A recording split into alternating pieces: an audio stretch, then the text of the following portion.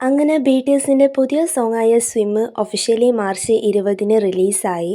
എല്ലാവരും കണ്ടെന്ന് വിചാരിക്കുന്നു. ഇത് BTSന്റെ പുതിയ ആൽബമായ അരറാങ്ങിലെ ഒരു മെയിൻ ടൈറ്റിൽ ട്രാക്ക് ആയിരുന്നു. 4 വർഷത്തെ ഗ്യാപ്പിന് ശേഷം വരുന്ന അവരുടെ ബിഗ് കംബാക്ക് ആണ്. BTSന്റെ ഈ ഒരു സ്വിം ഇമോഷണലും സൂത്തിങ്ങും ആയിട്ടുള്ള ഒരു സോങ് ആണ്. ഇതിൽ ഓഷ്യൻ ഒരു മെറ്റഫറായി യൂസ് ചെയ്യുന്നുണ്ട്. ജീവിതത്തിലെ സ്ട്രഗിൾസും ഫീലിങ്സും എല്ലാം റെപ്രസെൻറ്റ് ചെയ്യുന്നുണ്ട്. കഷ്ടപ്പാടുകളുണ്ടായാലും നമ്മൾ സ്വിം ചെയ്ത് മുന്നോട്ട് തന്നെ പോകണം എന്നാണ് ഈ ഒരു സോങ് പറയുന്നത്. മെമ്പേഴ്സിൻ്റെ സോഫ്റ്റ് വോക്കൽസും മീനിങ് ഫുൾ ലിറിക്സും കൂടി ഇതിനൊരു കാം ബട്ട് പവർഫുൾ വൈബ് ഉണ്ടാക്കുന്നുണ്ട്.